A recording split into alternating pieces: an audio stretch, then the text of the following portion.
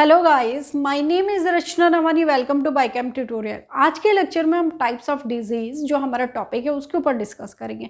Previous lecture में हमने disease को डिफाइन किया था, डिजीज़ के ऊपर डिस्कस करा था।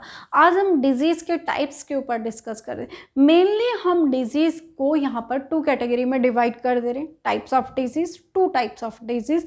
First is acute, second is chronic. पहले इनका मीनिंग जानिएगा, एक्यूट क्या होता है, क्रॉनिक क्या होता है। एक्यूट मीन्स कोई भी डिजीज़ हमें हो रही है, वो डिजीज़ बहुत ही कम टाइम पीरियड लेती है रिकवर होने में, या उस डिजीज़ को हम प्रॉपर ट्रीटमेंट से इजीली ठीक हो जाते हैं, उस डिजीज़ को हम एक्यूट डिजीज़ कहते हैं।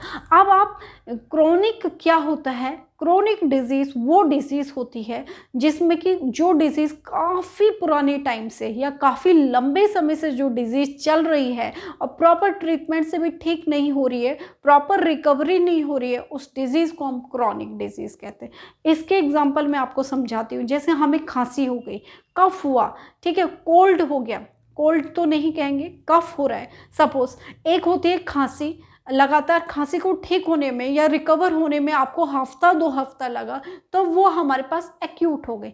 लेकिन जब खांसी आपके पास 1 हफ्ता, 2 हफ्ता, तीसरा हफ्ता, उससे भी ज़्यादा टाइम ले रही है रिकवर होने में, इट मीन्स कहीं ना कहीं उस कफ ने या उस कहीं ना कहीं आप में चेस्ट में इन्फेक्शन हो गया। तो आप जब ये बहुत ज़्यादा सीवियर हो गया, क्रॉनिक कंडीशन में आ गए, तो ट्यूबरक्लोसिस भी हो सकता है, चेस्ट इन्फेक्शन हो गया, तो वो क्रॉनिक कंडीशन आ गई। तो आपके पास ये एडवाइस दी जाती है, अगर आपको खांसी को हफ्ते 2 हफ्ते से ऊपर हो गया तो अपनी जांच कराएं। या आपके पास एडवर्टाइजमेंट भी आता है, ठीक है। तो मैं आपको केवल इतना डिफाइन करना चाहती हूँ कि एक्यूट मीन्स कोई भी डिजीज़ जो आसानी से रिकवर हो जाती है या उसके आफ्टर ट्रीटमेंट वो ठीक हो जाती है, उस डिज़ीज़ को हम एक्यूट डिजीज़ कहते हैं। Acute means short period of time, जो डिज़ीज़ हमारे पास केवल कुछ ही समय के लिए होती है, शॉर्ट पीरियड ऑफ टाइम होती है, उस डिज़ीज़ को हम एक्यूट डिज़ीज़ कहते हैं। Disease do not cause long term, जो डिजीज़ बहुत लंबे समय तक नहीं होती है और उसके साथ साथ हमारी बॉडी में बैड इफेक्ट नहीं डालती है। मीन्स आफ्टर ट्रीटमेंट हम इस डिजीज़ से आसानी से रिकवर हो सकते हैं, उसको हम क्या कहते हैं? एक्यूट डिजीज़ कहते हैं। कोल्ड हो रहा है आपको, ठीक है, सर्दी जुकाम खांसी हो रही है, ये कॉमन सिम्टम्स है, ये आपके पास मौसम चेंज करने से या सीजनेबल प्रॉब्लम होती है या किसी को एलर्जी होती है, तो ये आसानी से हम रिकवर कर सकते हैं। कॉलेरा का भी हम ट्रीटमेंट से आसानी से इसे रिकवर कर सकते हैं, इसलिए ये हमारे पास क्या है? एक्यूट डिजीज़ है। दूसरा है आपके पास क्रॉनिक। क्रॉनिक वो होती है जो कि जैसे किसी को कॉन्स्टिपेशन है, तो किसी को क्रॉनिक कॉन्स्टिपेशन है, बहुत ही लंबे टाइम से चला जा रहा है, उसका कोई ट्रीटमेंट से भी वो ठीक नहीं हो रहा, तो उस कॉन्स्टिपेशन को हम क्रॉनिक कह सकते हैं। तो क्रॉनिक वो डिजीज़ होती है जो कि लॉन्ग पीरियड ऑफ टाइम लेती है रिकवर होने में, या काफ़ी लंबे समय से जो चलती आ रही है आपकी बीमारी, उसको हम डिजीज़ कह रहे हैं, वो क्रॉनिक होती है। लॉन्ग टाइम और लाइफ टाइम, बहुत ही ज़िंदगी भर चल रही है, ठीक है, काफ़ी लंबे सालों साल चल रही है, उसको हम क्रॉनिक डिजीज़ कहते हैं। ये हमारी बॉडी में बैड इफेक्ट डालती है, ठीक है। और ये है ट्यूबरक्लोसिस। जैसे कि मैंने कफ का एग्जांपल दिया, आसानी से ठीक हो गई ट्रीटमेंट के साथ, तो एक्यूट हो, ट्रीटमेंट के साथ काफ़ी लंबा समय ले लिया और भी इन्फेक्शन कर दिया हमारी बॉडी में, तो ट्यूबरक्लोसिस का रूप ले लिया उसने। अर्थराइटिस एक बार हो जाती है तो रिकवर होने में बहुत ज़्यादा सालों साल बीत जाते हैं, क्योंकि इसका परमानेंट क्योर तो है ही नहीं। तो जॉइंट्स पेन हो जाते हैं, इन्फ्लेमेशन ऑफ जॉइंट्स हो जाते हैं, अगर बढ़ती चली गई तो हाथ पैर से चलना भी दूभर हो जाता है, ठीक है। तो ये हमारे पास एक्यूट होती हैं डिजीज़ और वो हमारे पास क्रॉनिक होती है।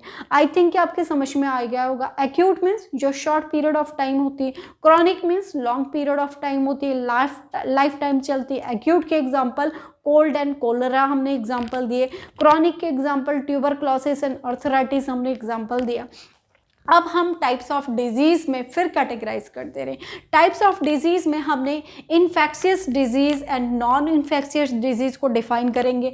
Infectious disease means communicable disease, जो कि हमें एक दूसरे के इन्फेक्शन से होती है, एक दूसरे के संचार के माध्यम से होती है। आप संचार के तो बहुत सारे माध्यम होते हैं, मैंने किसी का हैंकी टच किया, उसे डिजीज़ है, मैंने उसके क्लोथ्स पहन लिए, बर्तन यूज़ कर दिए, तो ये कम्युनिकेबल डिजीज़ होती है। नॉन इन्फेक्शियस डिजीज जो कि हेरिडिटी होती है, अब माता पिता से उसकी संतानों तक पहुंच रही है, तो हेरिडिटी फैक्टर इसके लिए रिस्पॉन्सिबल होता है, जो नॉन इन्फेक्शियस डिजीज होती है।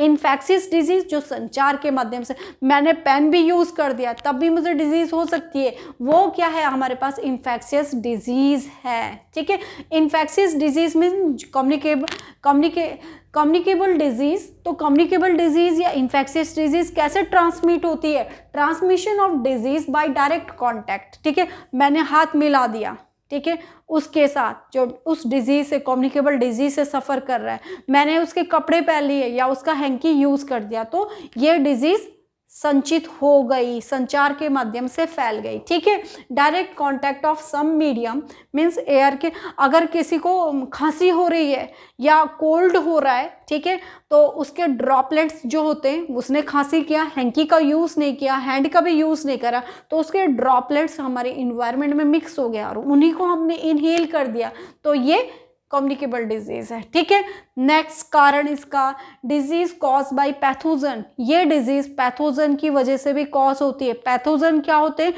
पैथोजन वो एजेंट होते हैं जो डिजीज कॉज करने के लिए रिस्पॉन्सिबल होते हैं। पैथोजन क्या होते हैं? बैक्टीरिया होते हैं, वायरस होते हैं, फंजाई होते हैं, ठीक है, हेलमिंथीज होते हैं, ये सारे हमारे पास फंजाई होते हैं, ये सारे हमारे पास पैथोजन्स होते हैं जो कि डिजीज को कॉज करने के लिए रिस्पॉन्सिबल होते हैं। सपोज किसी को ईचिंग की प्रॉब्लम है, रिंग वर्म हो रखा है, हमने उसके क्लोथ्स, उसका टाल या उसके गारमेंट्स यूज़ कर लिए, तो ये डिजीज़ तो स्प्रेड होगी ना कम्युनिकेबल माध्यम से। ठीक है, क्योंकि हम डायरेक्ट कांटेक्ट कर रहे हैं। नेक्स्ट है हमारे पास non infectious disease. Non infectious disease या नॉन कम्युनिकेबल डिजीज़ वो डिजीज़ होती है जिसमें कि ट्रांसमिशन अब्सेंट होता है, कोई ट्रांसमिशन नहीं हो रहा है लेकिन डिजीज़ हो रही है, लेकिन कैसे?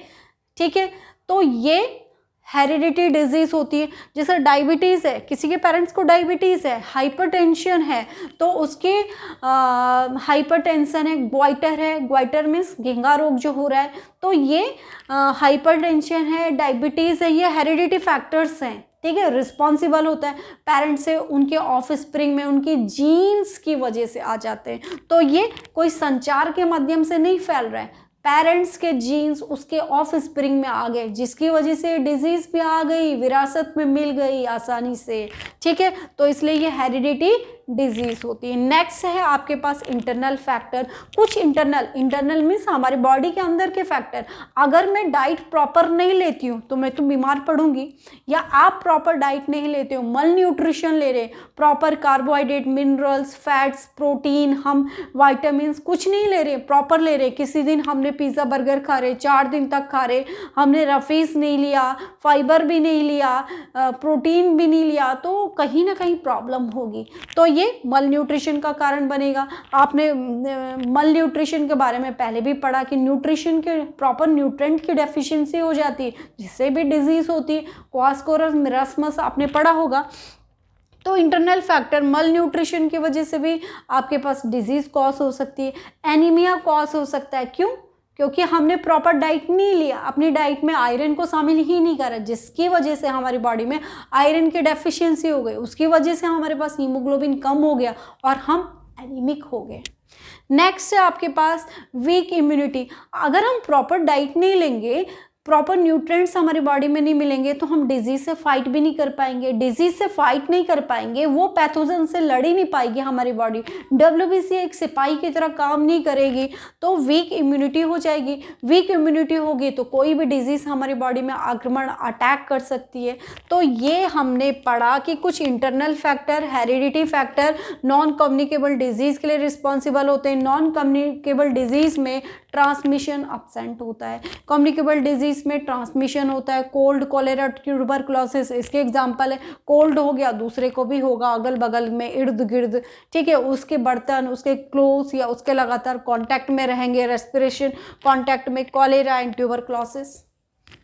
तो आज के लेक्चर में हमने डिजीज़ के बारे में पढ़ा, एक्यूट क्या होता है, क्रॉनिक क्या होता है, इन्फेक्शियस या कम्युनिकेबल डिजीज़ या non infectious, non communicable disease, उनके एग्जांपल्स पढ़े। आई थिंक स्टूडेंट आपके ये लेक्चर समझ में आएगा, तो प्लीज़ चैनल को लाइक एंड सब्सक्राइब करना ना भूलें, वीडियो को अपनी फ्रेंड के साथ शेयर कीजिएगा। Thank you for watching.